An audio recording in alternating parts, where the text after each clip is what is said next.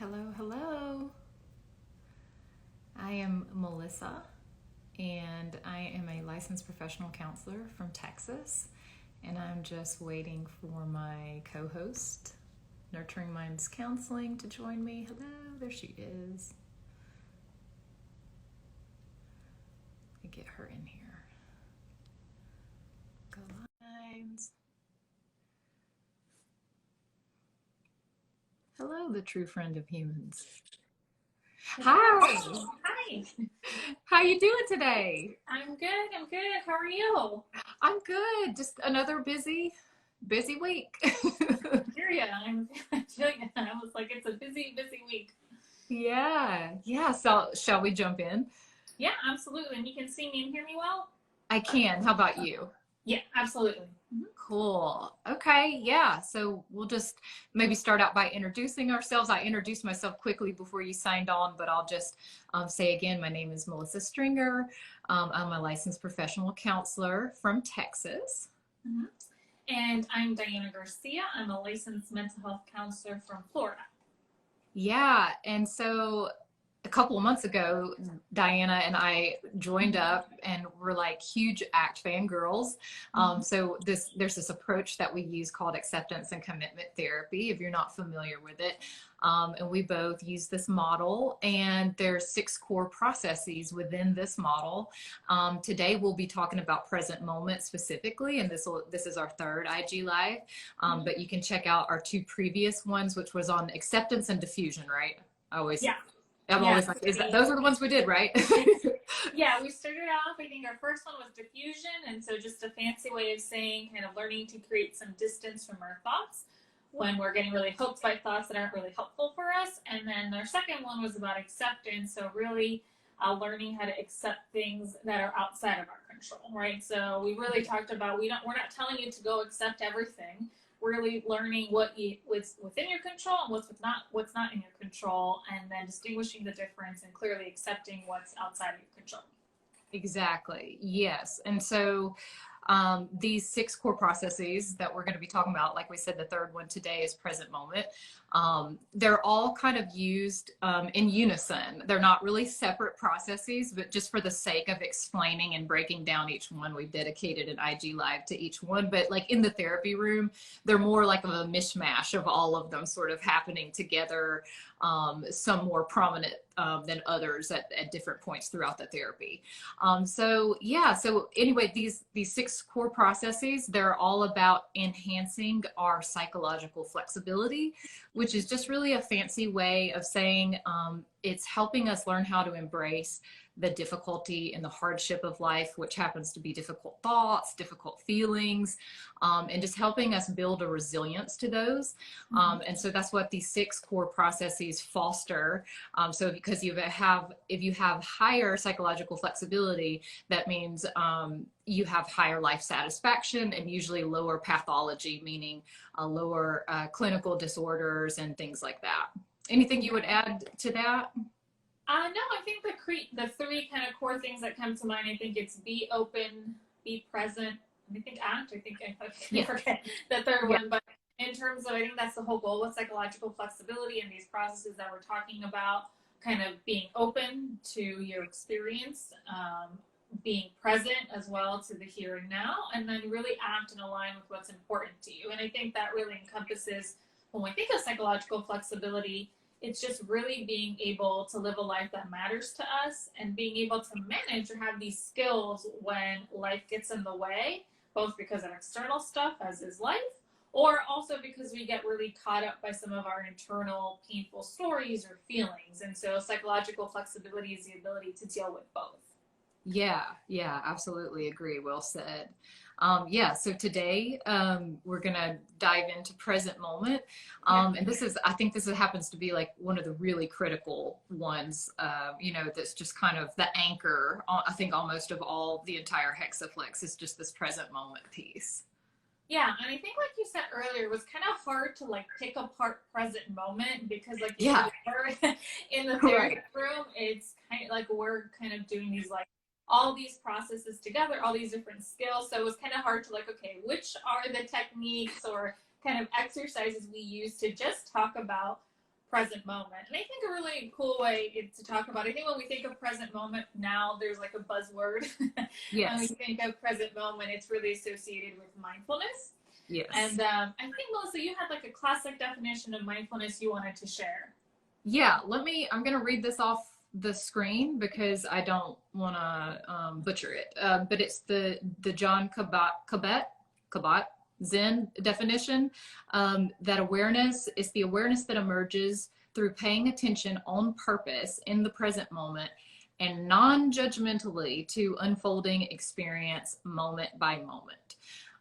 So that is the kind of very classic kind of definition that we go by these days, or that most people are familiar with when we talk about present moment awareness or mindfulness.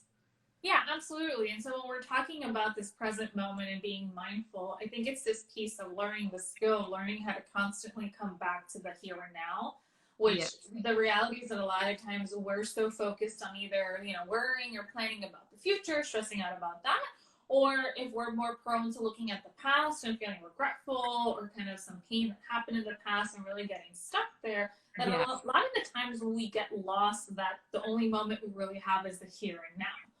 And Right. I think the other piece that comes to mind when I think of mindfulness, it's this ability to be non-judgmental, which I think is really, really hard. Right? It's so Not tough. to judge your experience, right? Because that's kind of the whole piece of just being present with what's happening for you in the here and now, whether that's externally a situation you're dealing with, but also internally, kind of what's showing up for you in your mind, what's showing up for you feeling wise, what's showing up for you in your body. And Yeah. not judging that experience, because I noticed I fall into this trap a lot, and I see a lot of my clients fall into this trap where we have an uncomfortable experience, like, let's say I'm nervous about something, and then automatically the other thought is like, oh no, I shouldn't feel this way, right? Like, Yep. people who have it all together don't feel this way. So there's a lot of judgment about our experience, and I think that's a core kind of skill when I think of mindfulness, is dropping into the ability to just be open and not judge your experience. It is what it is. Absolutely. Yes. And I think sometimes, right, it's so hard to stay in the present moment because, right, those initial thoughts and those initial feelings of like nervousness or anxiety or shame or whatever it is, it's hard to sit in that, right? And I think it's almost like a function of our brain when we start to like try to explain it or figure out why we're feeling a certain way. It almost serves as a distraction from the present, right? Which just ultimately keeps us stuck because we keep running away from this fundamental thing. If we could just sort of stay in the present and just feel it and kind of let it move through us, we usually kind of find that we get unstuck when we're able to do that. Yeah, absolutely. And I think, like you said, sometimes the ability to think either about the past or the future, it's an avoidance strategy. So we don't have to deal with what's happening in the here and now. Yeah. And I think it's like, what is that famous quote? The more you resist, the more it persists. Yeah, persist. There you go. The more you resist, Yeah. the more it persists, right? And so that's kind of the classic, when you resist an uncomfortable feeling, that it's more likely to persist. Right. Yes. But the other, I think you said something that made me think of, when our mind is planning or thinking about something else, Yeah. it's natural for that to happen. And sometimes that's normal and it's okay, right? Oh, It's yeah. not that Right. you should always, that we're always in this present moment awareness, but, Right. if let's say I want to plan for a fire escape in my house, right? That's healthy, right? That's healthy for me. Yep. God forbid there's a fire, that Right. I can then really make sure that I know what to do, what our fire Yes. procedure is, and whatnot. So that's a helpful kind of strategy, and it's helping me stay alive pretty much. Yes. But when that kind of thinking starts to fall into this obsessive, like me worrying about every single thing that might cause a fire and like obsessively Yes. viewing the fire escape plan, and then at that point, it's no longer helping me or moving me forward. If anything, it's just distracting from my ability to live my life in the moment. Right. And so I think that's the other thing, when all these skills that we're talking about, we're not saying that we all don't fall into doing these different kind of things, but it's recognizing when it's really no longer working for you. Exactly. It's being sensitive to the function of it in your particular context. Like, right, you said, if we're planning a fire escape, yeah, we need to know the steps we're going to take whenever this happens. And the kind of the same thing with rumination or remembering. It brings a lot of joy to our lives to reflect on touching moments, right? Like in our lives, or sometimes it's even functional to remember unsafe things that have happened to us. So we don't, right, touch the stove again. This is what happens when we touch the stove. So remember this. So it's not, like you said, pathological necessarily to be predicting and planning and remembering, but it can become that way when it becomes excessive and we get stuck on it like a broken record, because like you said, it detracts our ability to live in this present moment, because behavior happens now. It doesn't happen yesterday, it doesn't happen tomorrow, it happens right now. And so if we're not mindful, it can really rob us of some really amazing opportunities to act in ways that are congruent to our values in life, or our like inner compass. We sort of lose that direction. Yeah, absolutely. And I also wanted to comment, anyone who's joining, thanks for joining. I saw there was like a heart at some point, so thanks for all the feedback. If any questions, you guys relate, don't relate, would love that comment throughout the talk. But something that also made me think of this, I think it's in this Brene Brown, she talks about foreboding joy, which is kind of this similar concept I think you were talking about, is that even in moments of joy in our life, right, like where, you know, the classic example she uses, it's like, you know, as a parent, I like look at my newborn baby in the crib and I'm like filled with joy, and then immediately I'm filled with anxiety about something bad happening, right? And so like I think that's exactly what you're talking about. Sometimes, you know, it can be helpful to plan, but sometimes if it robs us of that joy of being present, right, because you get stuck, your mind kind of really catches you off guard, and then all of a sudden you've already, you know, planned something horrible or remembered something horrible, and then you're losing out of the joy in being in the moment. Right, absolutely. You know, and that piece of research that we were discussing as we were sort of planning this talk about, our thoughts are 47% of the time are in the there and then. Right. And it's just like, that is mind blowing to me. It's just like, whoa. It's like, so almost 50% of the day, we are not here. Like we are somewhere else, right? We were up in the future, or we are in the past. And so, right, like that has to have an impact on an influence over our behavior. So again, present moment is about reducing the impact of these there and then thoughts in our daily life, again, so we can get back to that stuff that matters, that juicy, yummy, you know, appetizing stuff in our life that makes it all worthwhile. And the stuff that makes it all worthwhile is sometimes not pleasant too. Yeah, because that was the other thing, when sometimes it's also, you know, having these skills of coming back, it's also in moments that aren't the most joyful, because that was the other thing I was thinking, or kind of mundane as well, right? So it's like I have to be able to be present to a certain degree to do, like, to function, to do my job. And I know sometimes, I know I've gotten caught where here in Florida, you know, it's I-75, I've been driving, and like I don't know how I got home. Like I don't even know like how I took the exit, or sometimes I've missed the exit and I'm like, oh, that was my exit, right? And so just a common kind of a little scary, and I'll be honest, where I've become so mindless, right? Because it's something I've become so accustomed to doing that I'm really losing touch with the here and now, and I'm being present with what I'm doing. And so, yes, maybe I could do that task, but again, coming back to like that ability to come back and really have the full attention on what I'm doing. And even in those moments of pain, which can be really, really difficult, because I think that's the other part you're talking about. Even those moments that are uncomfortable, there's still some benefit in being present.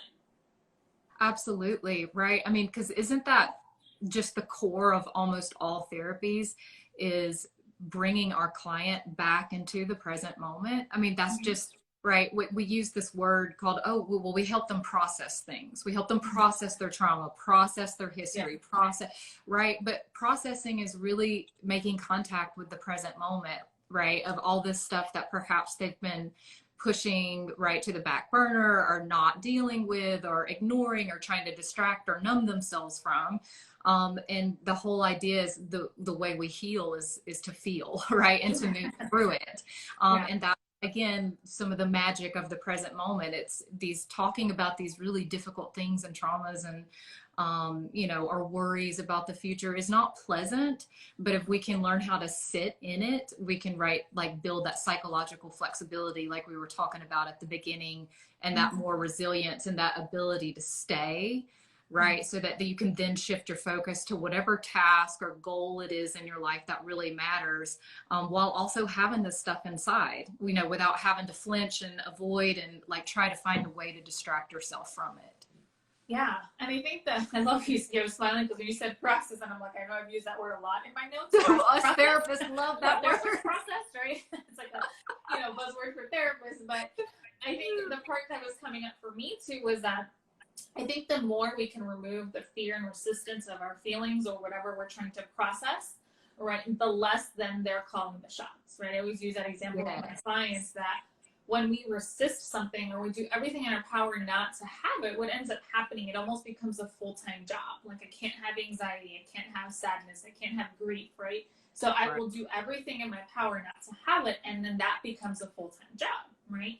And so if we can learn to start to process or drop into or be present with our feelings, they can just come and go, right? And they don't have so much power and dictate our lives, right? And not that, and I know we're saying like, oh, it's so easy. Of course, it's very painful to be able to drop in and process, especially like when it's really hard stuff. And yet, if the more you can build that skill, the less then these emotions or thoughts are going to kind of call the shots and dictate what you do or don't do. Right, exactly. And I think it was, I can't remember if it was the IG Live before our first one, we sort of had this analogy as, you know, being with this difficult stuff is like mental yoga, right? Mm-hmm. It's like when you're in a yoga class, if you've ever been in yoga, you're right, you're stretching a little beyond your limits to stay, right? And in the service of, right, helping your body become more functional and more flexible, so that you can avoid injury, right? It's for a functional purpose. So we're kind of doing the same thing with our emotions. We're just stretching our psychological limits just a little bit, so that we can build the capacity to hold these uncomfortable things so that we can go out in life and do the stuff that matters. Yeah, absolutely. And I think we wanted to jump into, and I love that mental yoga because I can literally like picture it in my head, right? And like, you know, it's a good analogy for clients, like, you know, what mental yoga are you doing in sessions or out of sessions, right? Right. But I think something we've tried to do consistently is also kind of talk about or provide some concrete skills or tools or things that we use or use in session. And so I think that's something we wanted to continue to do today. And again, it was kind of hard to distill. And I think even when we talk about some of the tools today, we'll kind of recognize that it's all linked together, right? With diffusion and acceptance, like we've talked about. And so I think one thing we wanted to do today, it was just like a quick, you know, centering exercise to really help you drop into the present moment. And I think when we were talking, I was actually saying, you know, this is, you know, for any of my past or current clients know that I use a lot of this to start sessions with, if that's something they feel comfortable, just to help them come back to the here and now and be present with like, okay, you know, what is our intention for this session, right? Especially because I know in our chaotic world, sometimes, you know, someone goes somewhere and there's a sense of like, there's so much going on. So kind of coming back to the here and now and being present and intentional of how you want to move forward. Yeah. Yeah, absolutely. Yeah. Let's do it. Okay. So what we're going to do today, I'm actually, so I think our last IG, Melissa led me through experiential exercise. So I'm going to lead Melissa through an experiential exercise for this IG Live. And then if you are following or watching either live or in replay, you can actually do the same thing. And what I'll actually do is I'll slightly tailor one part. So if you're watching it, you can also, I guess, apply it to yourself as well. But yeah, if you are watching, you can just follow along as I kind of guide Melissa through. Okay, Melissa, so you're gonna go ahead and get comfortable. You can, if you can, ideally arms and legs uncrossed, and if your feet can touch the ground. And now you can close your eyes if that feels comfortable. If that feels uncomfortable, you can always just choose something to focus on and have a soft gaze. And you're just going to start by taking a couple of gentle breaths in and out.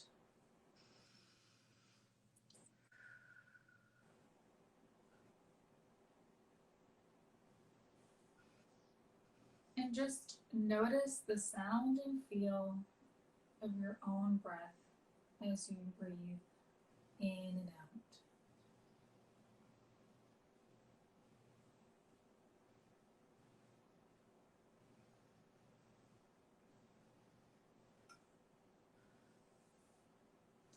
Now turn your attention to being inside of this room. Notice any sounds that may occur inside of the room.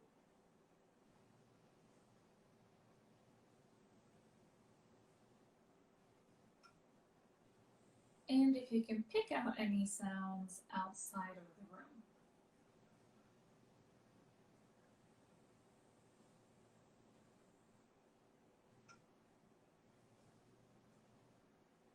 Notice how you're sitting in your chair.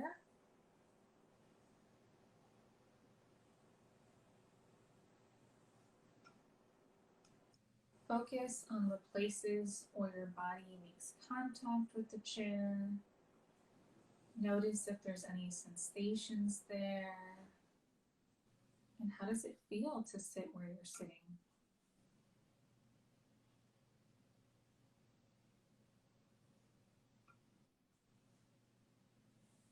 Next, notice the places where your body touches itself.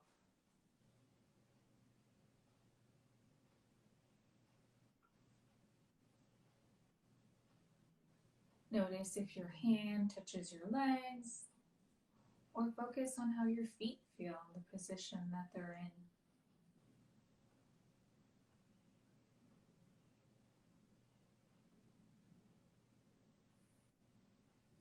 What sensations can you notice in the rest of your body?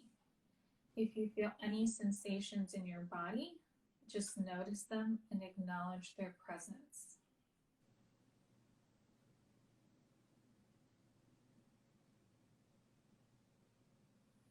Also notice how they may change or shift from moment to moment. Do not try to change them.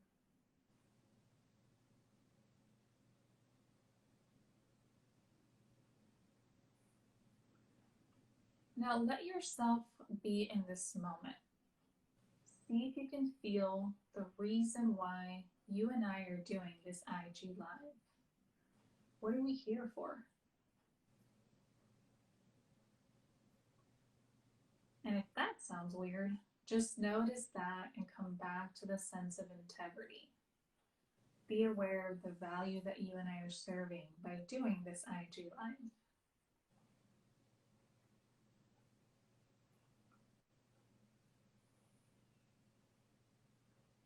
Also see if you can allow yourself to be present with what you're afraid of. Notice any doubts, worries, reservations.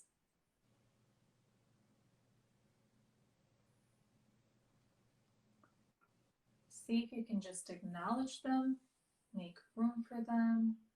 No need to make them go away.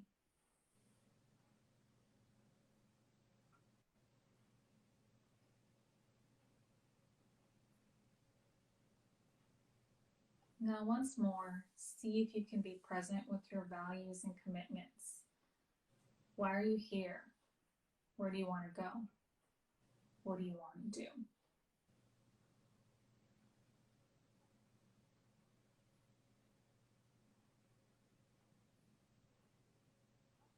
When you're ready, you can let go of those thoughts and gradually widen your attention to take in the sounds around you.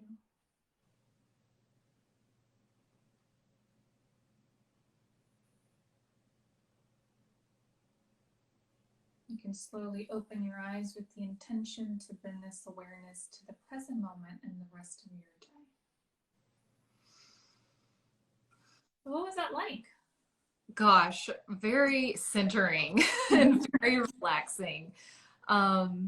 I noticed in the beginning it was very hard to get settled at first, Sure. but the more, right, you kind of guided me through it. I guess what I was really paying attention to was this layering that you were doing that I really appreciated of notice your experience, notice why you're here. Right? Notice your experience, notice what your intention is, right? And it's like creating this, you know, almost sandwich or layering or pastry or however you want to think of it, of like this full embodiment of the human experience, right? Like it's not, right? You can do hard things. You can notice, like I was noticing when you were asking, like, notice any judgment thoughts or any fears or anything like that. I could even feel my throat tighten a little bit when you said that. And I was like, oh, well, some of my fears are, like I'll say something that doesn't make sense, or like that people won't understand me, or, maybe I'm not expert enough on this ACT stuff to be talking about it. And then, it was like, come back to why you're here though. And, that importance of collaborating with like-minded folks, and like spreading what information we do know, so that it might help someone. So I just really, really appreciated that layering and the centering piece. Like, that was so helpful. Yeah. Well, I'm glad that was helpful. And anyone who's watching at home, it's kind of, I think Melissa got it, like her experience is that, really at the beginning, we were talking about like centering your breath. So any kind of breath oriented exercises really help to bring you back to the here and now, because your breath is always present, right? That's always something you can tap into. But also just really concretely, like dropping into like what it feels like to be sitting down in your chair, right? What are the sensations in your feet? So again, that you can use, what's in front of you, like what is in your experience now, to help you come back to the moment. And those are kind of the really concrete, when I think of the present moment coming back. And then there's this layering, and this is where it was like hard to, distill some of the other processes that we've talked about. But as you saw, like, there's some focus on being aware of your thoughts. And we've talked about with diffusion, like one piece is noticing what's coming up for you, and with acceptance, being able to accept thoughts, right? So like you said, these thoughts of like, I'm not an expert enough, or maybe I might say something wrong, right? So noticing maybe what thoughts could get you all tangled. Yes. And again, and then at, I think the end too of this piece of values and commitments, which we have yet to cover, but it's kind of future processes that's all ties into when we talk about psychological flexibility. Yes. And I'm glad you felt calm. And I always tell clients, with any kind of centering or present moment activity, it's great if you feel calm, and it's great if you don't, right? Exactly. That isn't necessarily the intention, right? The intention isn't to feel calm or to feel relaxed. It's a happy byproduct if it happens, but sometimes I know when I try to drop into mindfulness or present moment, the last thing I do is feel calm. Right? If anything, sometimes I just become more aware of how uncalm I'm feeling. Exactly. Yes, exactly. And I thought you did this great balance of, there were these moments where I felt like you sort of evoked uncomfortable stuff, but very gently, right? Like, and notice these thoughts of judgment that are like, oh, actually I wasn't thinking about that. I was focusing on my breath. Thank you. But like, in just this blending of, again, just the encompassing the whole human experience. There can be these pockets of peace and these pockets of having yucky stuff evoked, and we can hold it all. Like, we have the capacity to hold it all and also shift our focus to what matters. Yeah. Oh, sorry, go ahead, Melissa. Yeah, I was just about to say, like, this is a cool skill, and some of the viewers, might be like, well, what if you don't have like a pocket therapist, right? Like, you can pull out and lead you through one of these lovely, kind of guided mindfulness exercises. And like you were saying, you can literally, the breath is the simplest thing, like, that you can focus on. It's always available. But literally any object in your environment, and it's just like, I always explain to clients, like, if you were going to use this object and you were going to try to describe this object to an alien, like somebody who's never seen or heard of this object, and you're just really trying to describe it, you would use like colors and textures and shape and temperature, and weight, and all of these different things to try to in a very detailed way describe this.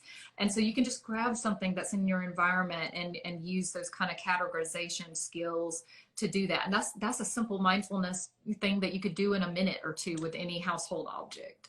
Yeah, absolutely. I think that talks a little bit too about being able to use the 5 senses, right? And so, thanks for the feedback. Glad you were able to catch some of it, catch the rest on replay.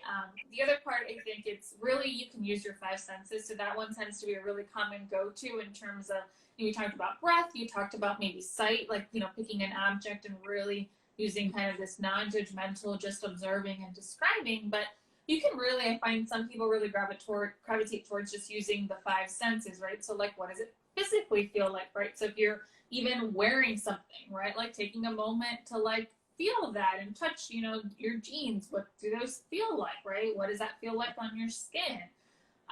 You know, what smell can you pick out in the environment?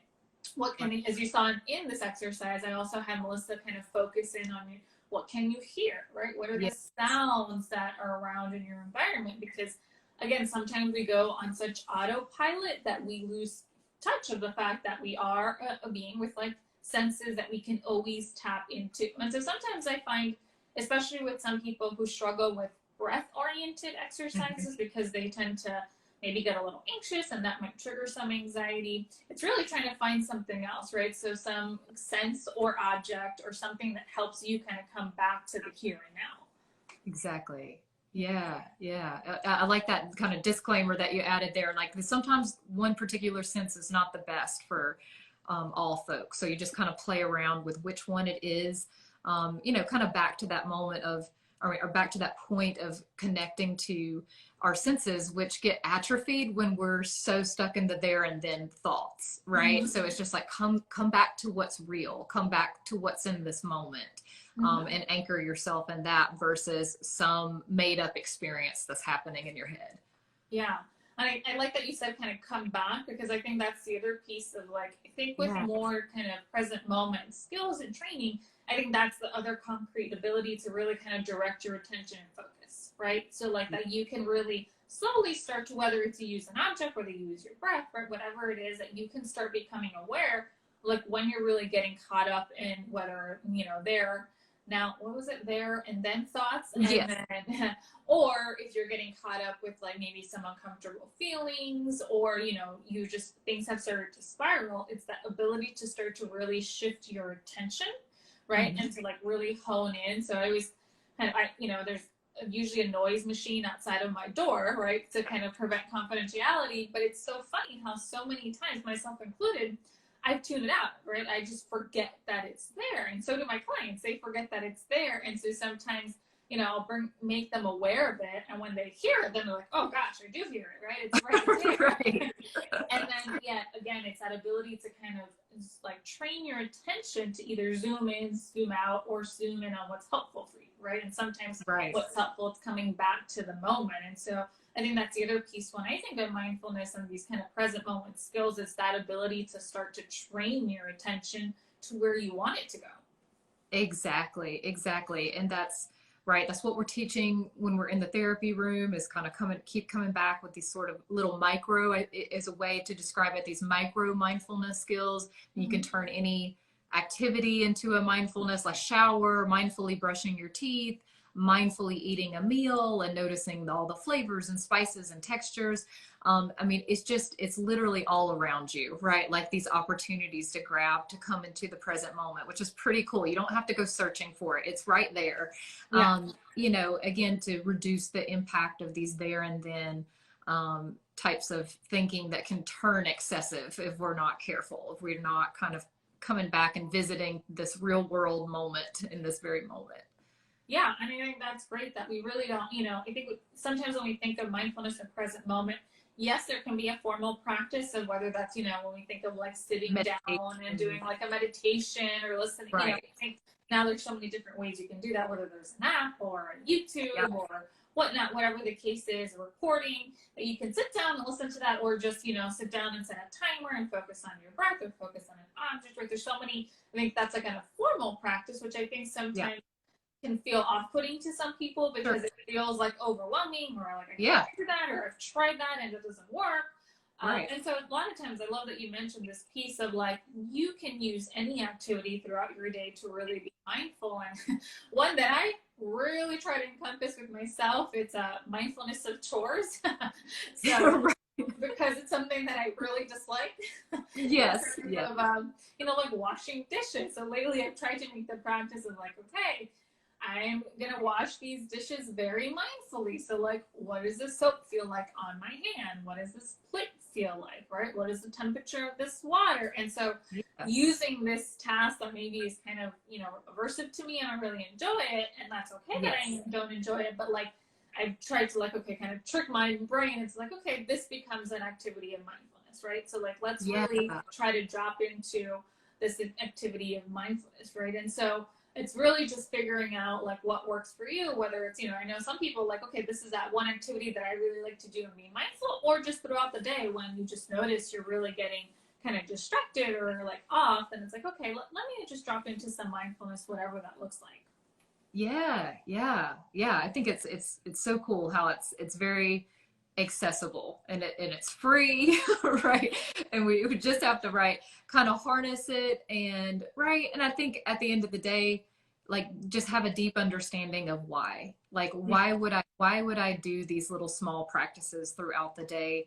And just really knowing that it's all about making this larger impact over the big things in your life that really matter. Like if we can learn how to do these kind of little micro mindfulness skills, that it shows up in a macro way in our life and where our focus and our attention goes in our life.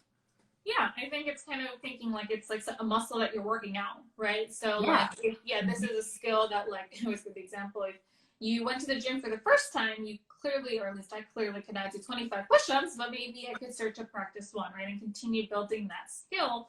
And so all these little micro kind of practices are going to help you build that muscle. So then let's say when you do really need to call upon it, right? So let's say there is a moment of distress, you've already built up that muscle, so it's easier to tap into, right? Absolutely. And I was thinking too, because I think, you had either said something at some point in the live about, how we use this also in sessions.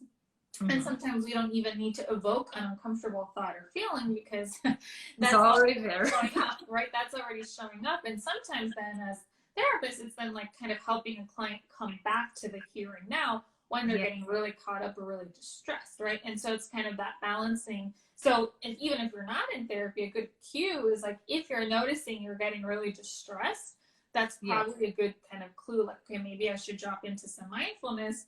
And with people that I've worked with, and you work with someone for a while, they are kind of already know how they're going to guide you through. And so it kind of helps for them to start like, okay, what would, Diana say? What would she lead me through and so forth? And or there's, again, so many recordings nowadays that you can access that helps you start to become aware of like, what is your process when you start noticing you're getting overwhelmed? Yeah, that's such a good point. Yeah, absolutely. Agree with that. Yeah. Yeah. And so I think, Melissa, this is kind of all we wanted to cover today, kind of the recap of present moment, what we've done, maybe some concrete tools and skills. And then, of course, we always love, if there's a tool that you use, and we'd love for you to share, because, again, I think sharing is caring. Maybe there's a tool that I use that's really helpful, but I'm sure I learned so much from my clients and from others where it's like, oh, gosh, that's a great way, a tool or way to practice mindfulness or present moment awareness. So love if you guys comment, whether on the live or on the replay. That's going to be on your Connect and Reboot profile, right, Melissa? That's right. Yeah, absolutely. Yeah, just wanted to say thank you so much for everybody that's dropped in today. We really appreciate it. And, like Diana said, any feedback about what you liked, what you didn't like, anything you'd like to see coming up, any questions. What's our next one? Do we have it planned yet? I don't think we have it planned yet. Just kidding. Scratch that. We'll see, putting me on the spot. Next one is probably self as context, I'm assuming, which is okay. We'll confirm later. But yeah, any feedback that you had about this one, just you can DM us, drop it in the comments here, put it on the posted IG our IGTV later.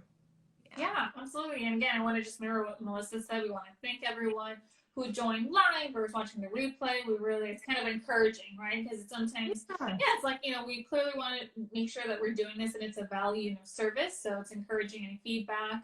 And just thank you for I have a friend who says like the only non-renewable resource is your time. So we appreciate your time. And like taking, even if it's 5-10 minutes to watch part of this video, because we appreciate that that's something you're dedicating, because we know that's a resource you don't get back. Yeah, absolutely. Yeah. Cool. Awesome. And so I think the last thing is, where they can find us. I know for me, if anyone needs to reach out, comment, or so forth, they're more than welcome either on my IG profile, which is Nurturing Minds Counseling, which is also my YouTube. as well, which I also post the video and some other videos there. So either way works best. And what about you, Melissa? Where can people kind of stay connected with you? Yeah, just my profile would be good at Connect and Reboot. Yeah, feel free to DM me any, questions that pertain to mental health, or if you're looking for more of this type of content that we've described today, you can find that on both of our profiles. Yeah, so I think that's it. I don't really, not super active on YouTube, so I would say here primarily. Okay, great. And then stay tuned for our November date. I think Melissa and I have not confirmed what date that is yet, because we're, I think last time we had some technical difficulties. Yes. So figuring out and being flexible with all these things. And we're just having this one happen today. Yeah. So I'm sure what will come out next month will give you guys a date. So stay tuned. And yeah, I hope everyone has a great day wherever you're watching from. Yeah. All right. Bye, Diana. Bye, Melissa. Bye, everybody.